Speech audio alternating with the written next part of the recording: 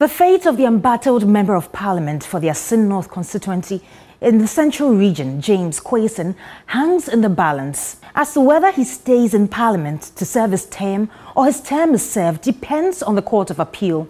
Not just that, as to whether he walks a free man or is jailed also depends on the High Court. At the Court of Appeal, the MP is challenging the July 28, 2021 decision of the Cape Coast High Court, which annulled the Assin North constituency parliamentary elections and ordered a rerun, declaring him illegitimate. This was precipitated by a civil suit challenging the eligibility of Mr. Quayson, who allegedly at the time of filing and contesting the elections as an MP had a Canadian citizenship in contravention of Article 94(2)(c) of the 1992 Constitution of Ghana, which provides that, quote, "A person shall not be qualified to be a member of parliament if he owes allegiance to a country other than Ghana." This decision of the court was met with mixed reactions. For the majority in parliament, who have since the commencement of the 8th parliament contested the eligibility of Mr. Quayson and sought to restrain him from being sworn in, the court's decision was a vindication. We had cautioned the implication of that decision for the member to sit in and be part of that decision making on that day. Each one of you will bear witness. And so today we have been vindicated. The minority, however, had issues with the court's verdict. We will contest the ruling. The judge erred both in law and in fact. For the NDC party, it was not over.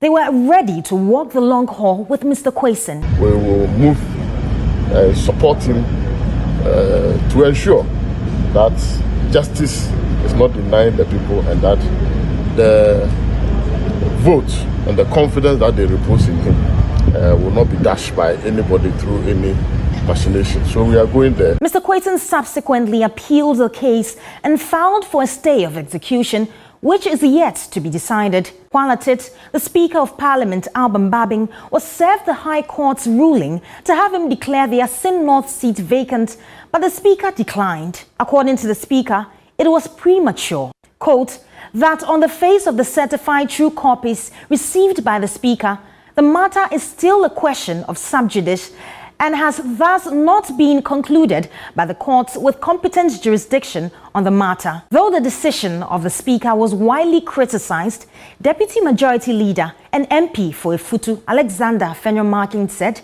the Speaker was well within the law. Speaker Babing was on the side of the law. I think that he doesn't have to come in any way. So his letter was right because that's the law.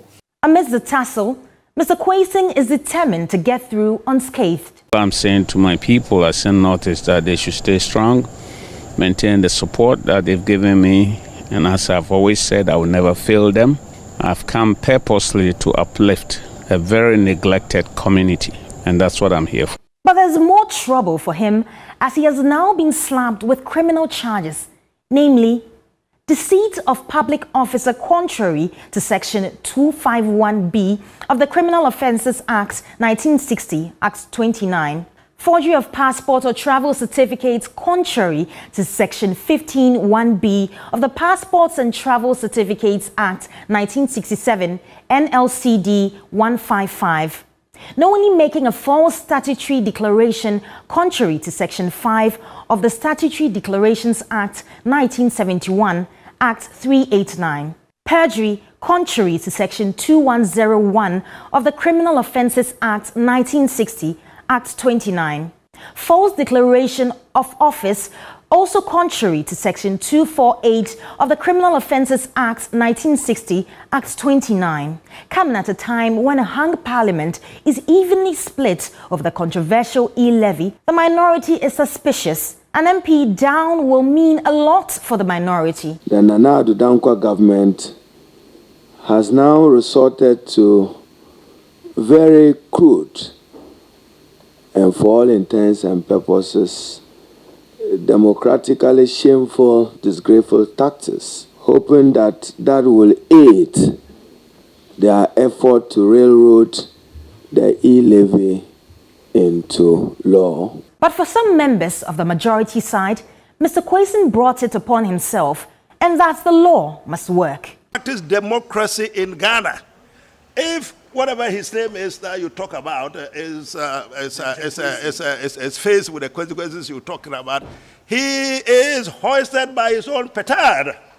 So let us all clarify the situation, find out where exactly we are with the legal processes with respect to this guy. But you see, I wouldn't cry about whatever happens to him, because we warned him from day one that he was playing with the big inflammable fire.